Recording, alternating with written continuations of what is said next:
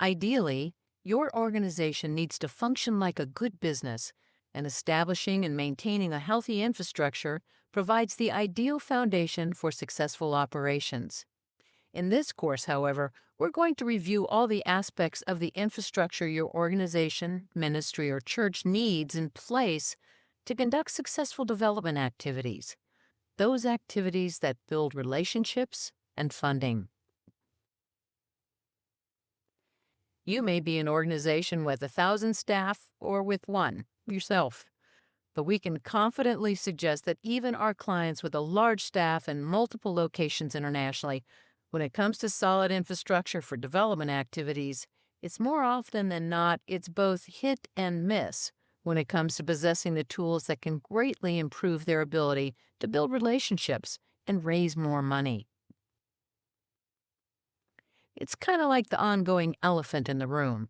Infrastructure literally provides structure rather than chaos and can help your organization feel less like a circus and more like a well-oiled machine. Money, or the lack thereof, is often the elephant in the room. We are more than aware that good operational tools generally cost money, and it's the reason many nonprofits are still using Excel spreadsheets for some functions versus a relationship management application.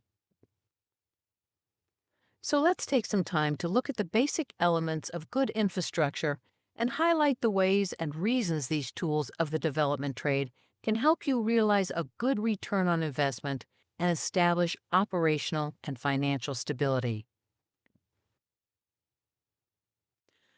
Development is the intentional, relational process through which your organization's association with someone grows or changes and becomes more advanced, and a positive change in quality of the relationship occurs.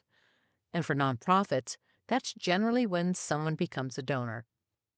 Briefly, the most common types of development found in a nonprofit organization or ministry's tool belt are relationship development, activities from introduction through established association that your organization undertakes to engage in a relationship with your audience.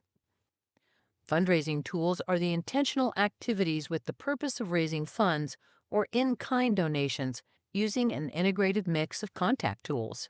These can include direct mail appeals, events, and exhibitions, for example. Campaigns are an organized course of activities and messages that share a theme with the specific goal of promoting your organization's programs, products, and services. They can be held annually or capital campaigns for specific projects like new facilities. Membership campaigns are those for nonprofits that are funded through a membership-based model. Most often, membership campaigns are appropriate for professional associations or institutions like museums.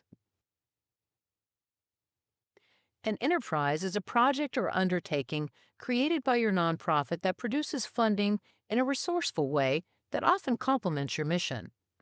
We featured one here in the photo.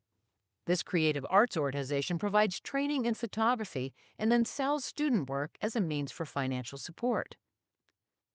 Sponsorship is funding through a paid advertising opportunity that seeks to establish a deeper association and integration between your organization and a patron, business, or organization.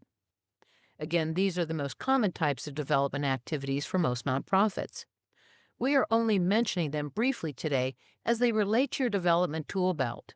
But we do have detailed training courses for each of these development tools that provide the guidelines on their use and execution. Now, let's compile the list of different ways your nonprofit or ministry funds itself.